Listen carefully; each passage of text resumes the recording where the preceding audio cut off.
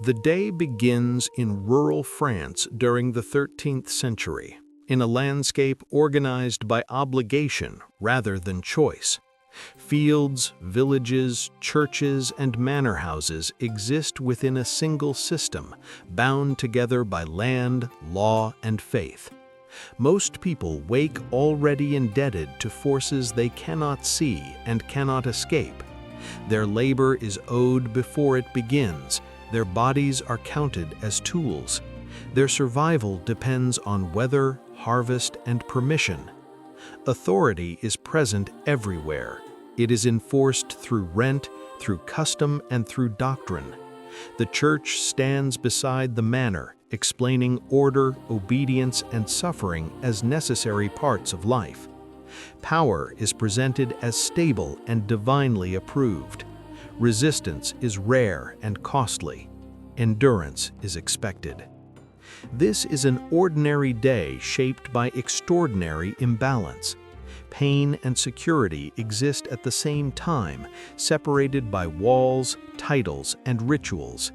Fear and comfort rise with the same sun, but they do not belong to the same people. What follows is a single day divided by class and structure.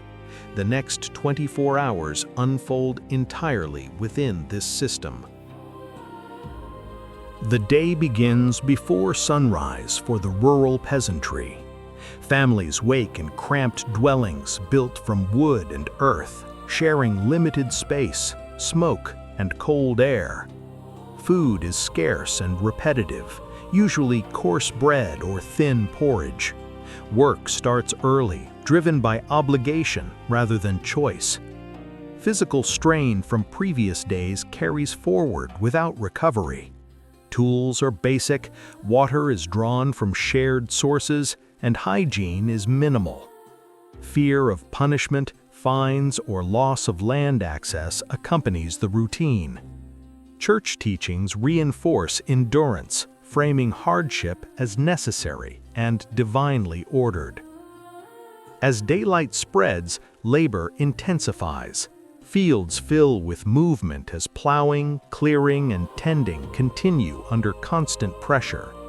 Time is measured by output and supervision rather than rest. Hunger returns quickly and pauses are brief.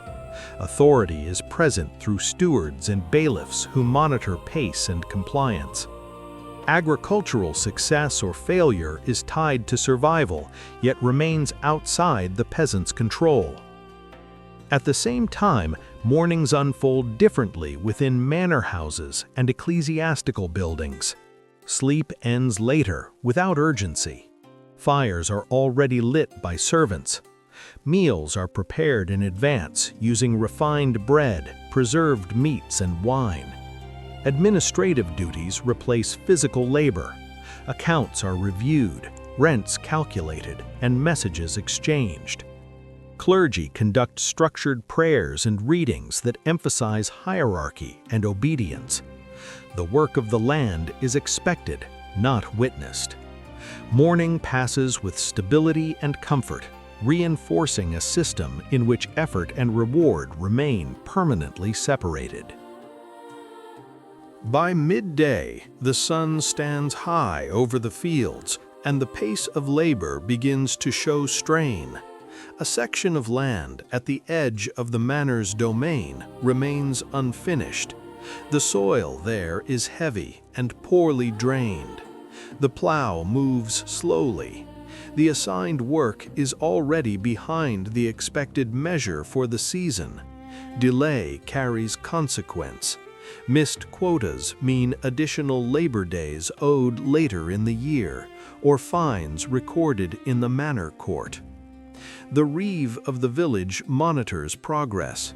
His role is unpaid but compulsory, a peasant placed above other peasants to enforce the lord's interests. He notes which households fall behind. Names will be carried to the bailiff. Obligation is tracked with memory and parchment. A brief pause occurs. Bread is broken into smaller portions than in winter, as stores must last until harvest. A pot of thin pottage simmers near the field's edge, made of peas, onions, and whatever greens were gathered earlier in the week. Ale is shared, weak in strength, but safer than untreated water. Rest is short. Shade is limited. Clothing is coarse wool, heavy even in warmth. Skin burns, hands blister. The church bell rings from the village. The sound signals the Angelus prayer. Heads lower briefly. Words are recited by habit. Time returns immediately to labor. The field must be brought back into schedule before evening. Fear of punishment is quiet but present. Hunger, weather, and duty form a single pressure. At the same hour, within stone halls, midday is marked by ceremony rather than strain. A meal is served on long tables covered with linen. Bread of fine wheat flour is cut in thick pieces. Meat from the Lord's own herds is roasted and salted. Fish appears on fasting days. Spices from Mediterranean trade routes flavor stews. Wine is poured freely. Seating follows hierarchy. Plates are replaced by trenchers of bread. Servants move constantly, clearing and refilling. Waste is discarded without concern for scarcity. Conversation and entertainment accompany eating. Musicians may perform. A jester may be present. Leisure is structured and expected. After the meal, activity divides. Some retreat to shaded gardens. Others engage in supervised hunting or falconry, permitted only to the nobility by law. The forest is a private reserve. A peasant caught hunting there faces punishment. The Lord's authority over land includes authority within it. In nearby ecclesiastical buildings, clergy conduct readings, copy texts, and manage accounts. Donations and tithes collected from the same fields are recorded. The church's wealth grows through grain, coin, and land rights. The justification remains consistent. Hierarchy is divinely ordered, and service ensures salvation. Outside, the unfinished field waits. Inside, comfort continues uninterrupted. As the day moves into afternoon, physical exhaustion among the peasantry becomes constant rather than temporary. Muscles weaken, mistakes increase, and the pressure of unfinished work intensifies. Children contribute labor where possible, reinforcing the cycle from an early age. The presence of bailiffs and overseers sharpens pace and posture.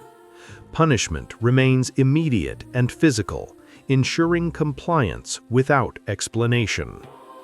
By evening, the cost of the day is visible on the body. Hands are swollen and cut, backs are strained. Some bear marks of discipline received for falling behind.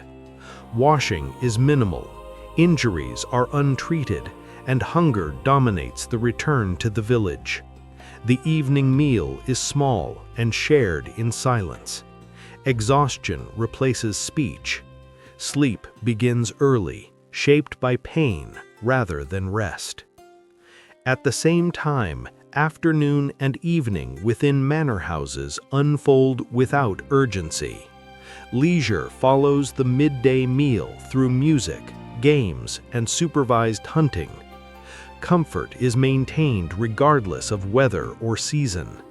As evening approaches, formal preparations begin for a structured dinner. Candles are lit, clothing is changed, and courses are served in abundance. Clergy attend or bless the meal, reinforcing order through ritual rather than restraint. The day ends in comfort and continuity, untouched by the physical cost carried elsewhere. Night settles quickly over the village. Light is limited to embers and small oil lamps, used sparingly to preserve fuel. The interior of the dwelling is crowded and warm, but air is heavy with smoke and odor. Sleep is shallow. Pain interrupts rest. Coughing spreads in the dark. Insects move freely through straw bedding. Privacy does not exist. The body attempts recovery, but fails to fully rest. Muscles remain tense. Injuries reopen with movement. Fever goes unnoticed until it prevents standing. Dreams, when they occur, are brief and broken. The next day is anticipated with quiet apprehension rather than planning. Church teachings frame suffering as temporary and purposeful. There is no expectation of change within life. Hope is deferred beyond it. Night prayer is murmured or omitted entirely from exhaustion. Silence returns early. Time passes without relief. Before dawn, sleep ends as it began. Obligation resumes. The cycle remains intact. Within stone walls, night unfolds in controlled conditions. Candles and fireplaces provide steady light and warmth. Beds are private. Linen is changed regularly. Sleep follows comfort rather than exhaustion. The evening's excess does not affect the following day. Illness is addressed early. Pain is managed. Servants remain on duty through the night if required. Security is maintained by guards and walls. Religious observance continues through scheduled prayers, conducted without disruption. Doctrine remains consistent and unchallenged. The structure holds. Morning will come. The system will repeat. The day just passed does not alter the one to follow. Thank you for staying with us until the end of this historical reconstruction. If this 24 hours from the past gave you insight or perspective, consider liking the video and write in the comments if you spent your entire life in poverty, fear, and obedience, and the church told you this was God's will. Would you ever question the system or accept it as inevitable?